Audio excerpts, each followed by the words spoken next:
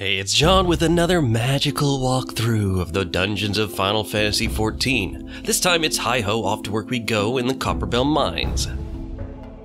This dungeon's layout is just a little more complicated than the last few, with multiple levels and a slightly larger layout, as well as some fun bosses with interesting mechanics. So let's get started. The beginning of the mine has a small group of monsters in shaft A1, 2 Copperbell goblins and a Spriggan copper. The Spriggan drops the key to the sealed blasting door, leading to an elevator with a lever you can use to activate it. Make sure everyone's on because you can leave someone behind, and that wait for the elevator to get back will be the longest 10 seconds of their lives. Travel down the path, dealing with the minor mobs along the way. There's a side tunnel to the south that leads to Maneater Rip. You can head there if you want for map completion and a treasure chest, but other than that, there's no reason to go in this tunnel. Continuing on down the main path, you'll find a... Surprise, there's a giant in the wall. That is what this dungeon is all about after all. The Hecatoncheir Stone Hauler does a little more damage than the usual minions, but they go down just as easily. Traveling over the bridges here, there's an optional path to the west, with just another goblin and a treasure chest. As you travel across these bridges, you'll encounter more minor minions, lightning sprites, Copperbell goblins, and Spriggan copper carriers. The Spriggans wander a bit, so they might pull in the middle of another group. They also do a small cone attack called Romp that does a lot of damage, but can be sidestepped. After the last bridge, and just before shaft B4, there's a glowing 6 ounce pinch of fire sand sitting on a non-functional elevator. Grab it, because you'll need it later.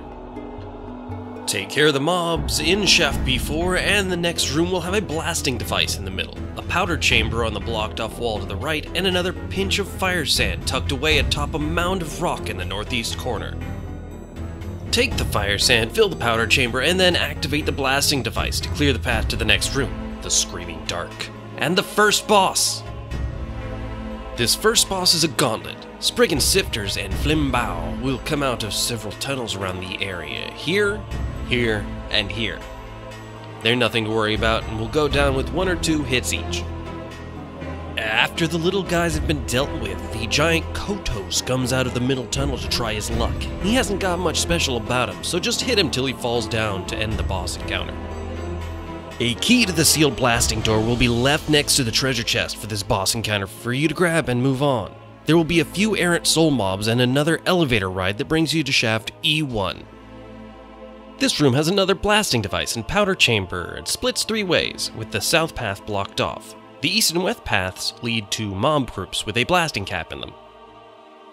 These blasting caps drop more fire sand to be used in the powder chamber to move forward. The east room has a little offshoot chamber that has a chest in it. Nothing's guarding it, so it's free stuff. After blasting your way through the south path, there will be a short tunnel with another pinch of fire sand you should grab right before the Crying Dark and the second boss, Icarus Ire. This blob is real thick, so hitting him normally won't do much damage. Instead, use the improved blasting device to summon a blasting cap. Try not to hurt him. Instead, let the tank pull him into range with the Icarus Ire. The blasting cap will eventually self-destruct. If it hits the Icarus Ire, it will split into 2 smaller blobs. Don't get hit by the explosion as the damage is pretty high and will almost definitely one-shot you. It seems like it does whatever your health is plus some, so no matter how tough you are, you're going down. Do this 2 more times when the improved blasting device recharges. Be sure and protect the bomb from Spriggan quenchers that appear on the east side. Once the Icarus Ire splits into 8, it can be AoE'd down and dies really fast. Grab the fire sand from where the bombs were spawning, fill the powder chamber on the west side, and set off blasting device to clear the way forward. The cave opens up to shaft E2. You can get through here quickly by going immediately to the right, clearing the pit hippo serfs and living fossils and dropping down into the water, or you can take the long way around for a few more mobs to kill and another treasure chest. Keep going and there will be 2 hippo serfs and a Hecatoncheir Stonebreaker. A few more mob pulls and onto the cold throne, and the final boss, Gigas the Great. Gigas is no big softy, but his fight is pretty straightforward. He'll run over to the northeast corner and break a hole in the wall. After he makes the hole, Stone servants will spawn periodically, and run over to the southeast corner to try and break another hole in the wall, eventually leading to more ad spawns that will actually start attacking the group. Ideally, you'd devote a little bit of DPS time to taking these servants out, but realistically you could probably focus down Gigas before his stone servants get a chance to become a problem. The only notable attack Gigas does is Colossal Slam, a cone attack that doesn't do a lot of damage and can be avoided relatively easily. And down goes the giant.